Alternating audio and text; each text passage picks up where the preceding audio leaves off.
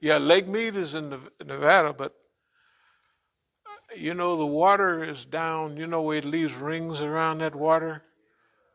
Man, that thing is dry.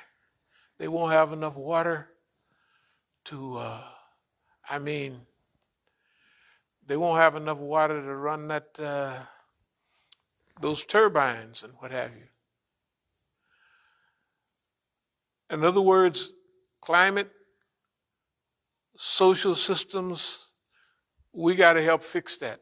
And we got to get busy. We was taking it easy all last year on back. Oh, we got all the time in the world. But all of a sudden, we're not in a panic, but we said we got to get busy now. That's where we are. The busyness now is not pointing it out. Now it's time to unify with people. And it happened at the right time because everybody now sees that we have to solve these problems. So I want to thank everybody for being patient and hanging out alone. Just, yeah, you have to be, when you're hanging out by yourself, just because we've been right, I don't want to say all the time, that sounds arrogant, right? But technically, have you ever noticed when we've been wrong? Not hardly. Every forecast, every prediction about the world and about inside the United States and about religion, about deen, has come or is coming true or re-coming true over and over again. So, and I'll close by saying this. For y'all, it might have been difficult. For me, it's never been difficult. This is not a difficult period because I was raised for the job. In the little prisons, they used to take me to the hole all the time, isolation. When I traveled overseas, I was alone most of the time. So it was a training for this. So, well, we ain't going to talk to you. So what? Goodbye. But that was necessary. That we had to stay in that position till they come around, not we come around. Till they come around. Not if we was wrong, we'd have to come around and change.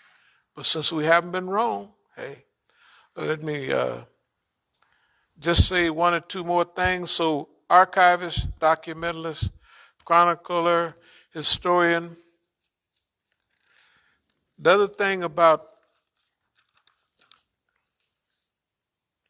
you have to be able to dream big.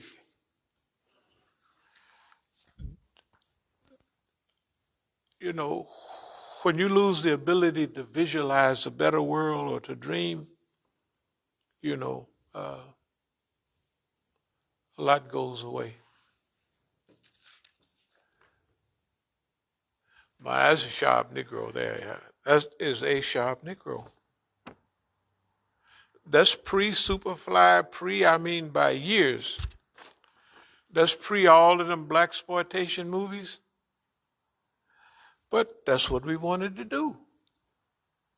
Now, who could visualize you coming out of the cotton patch in Arkansas and 15 years later, 20 years later you doing, not even 20 years, but in the teens, is doing everything that you never even had a dream about in that period. That's what we have to do with people who immigrate here. Instead of adopting the American dream, the one that they got from TV, develop your own vision, your own dream, right? And you got to remember, we done stuck with ours just because ain't nobody coming back. Hey, we're not making any compromise to be with you. I remember we didn't have all, you can join as long as you cooperate. I ain't cooperating with evil. That's satanic what you're doing. We're not cooperating. You can kiss our behind. I mean, excuse the language. Anyway, Are there any questions or comments? I didn't mean to get up here and start rambling, but, huh? Alhamdulillah.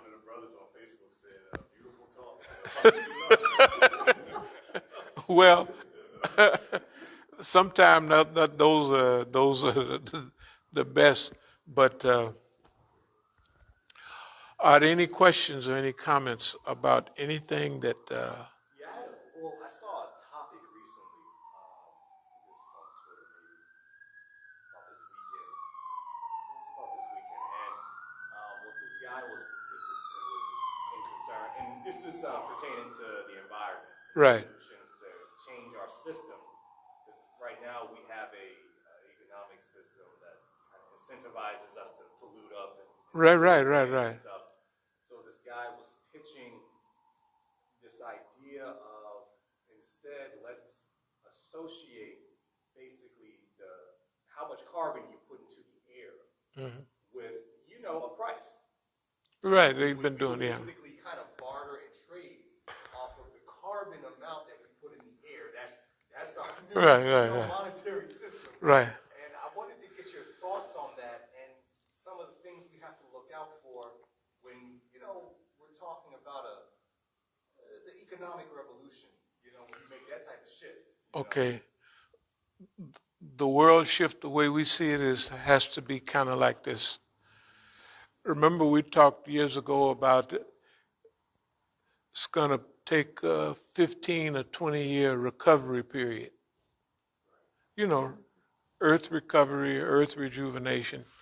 And during that period, which should start tomorrow, hopefully, but what I mean is we don't have a whole lot of time.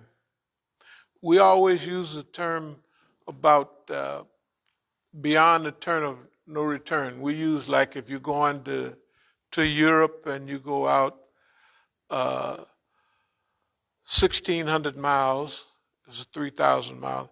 After you go past 1,500 miles, you might as well keep going before you turn around. But if you go out 1,000 miles, you're not past the point of no return. The point of no return is right in the middle and further. Okay? We don't know where that point of no return is on earth rejuvenation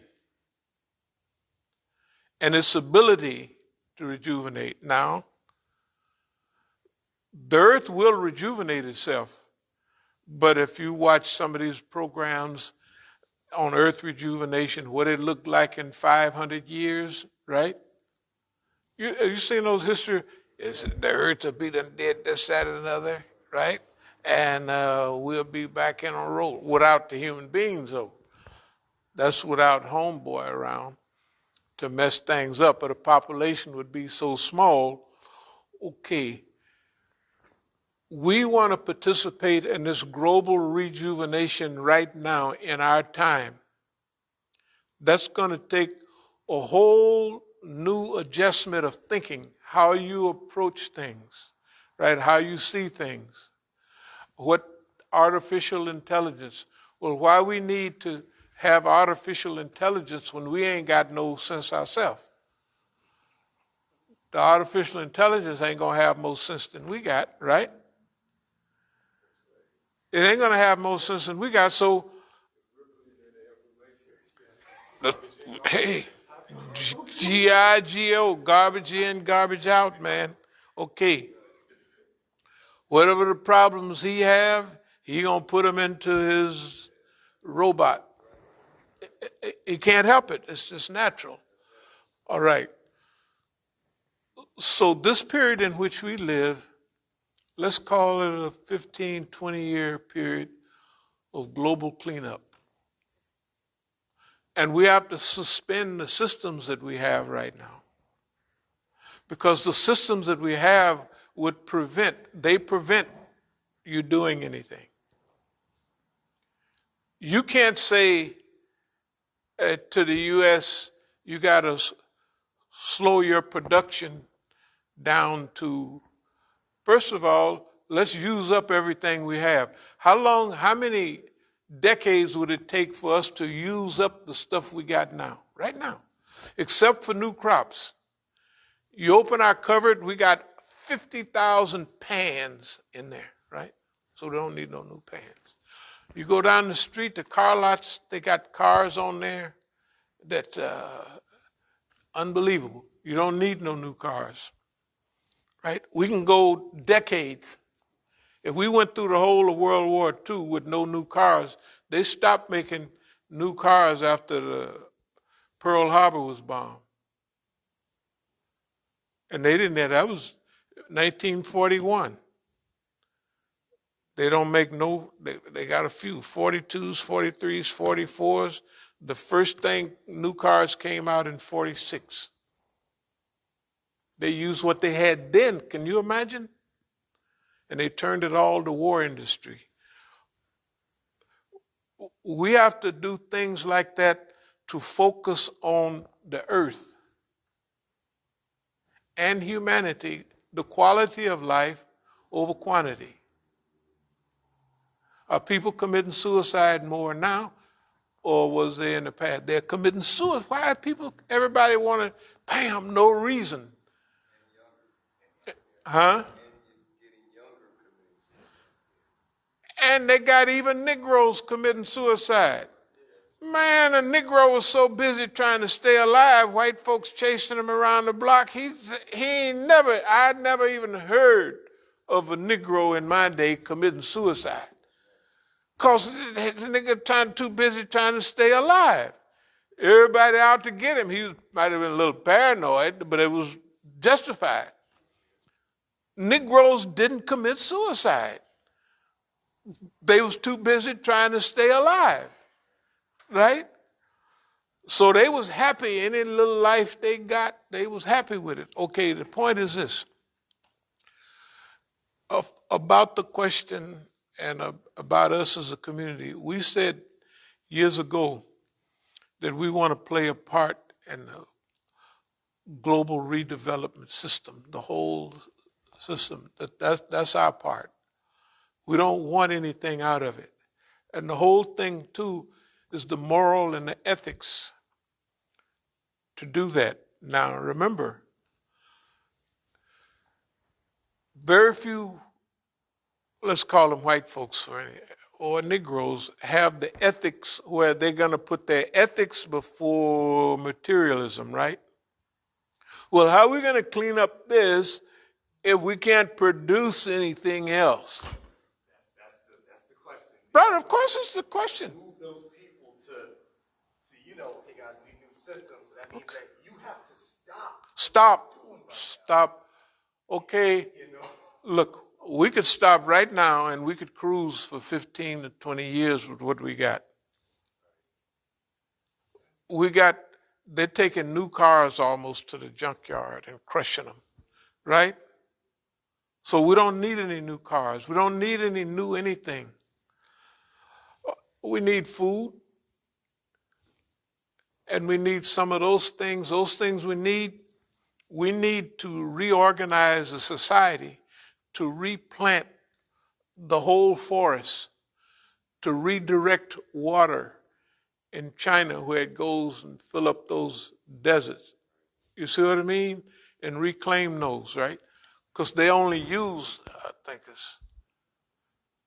they use 40% of the land in China. It's a line go right down, and the other they don't use with all them people, and they still on the roll, right? So they got all of that desert. They got the Gobi. They got all of that stuff that's deteriorating. So you have to refocus, reorganize. Same thing with Yemen and all those places. The mountains in Yemen, you have to save that water and redirect it, right? If you don't redirect it, let it go down in the ground and rebuild up those, redirect the water. In India, the wells are going dry everywhere. Not only in America the wells are going dry, but in India they get going dry because they pumping water. And this is not new. This has been going on, for decades. So our part in this is to help to show ways that this can be done. And I believe that's our job. And that's why all of these letters were Moses, Muhammad, and Jesus would be proud of us, right?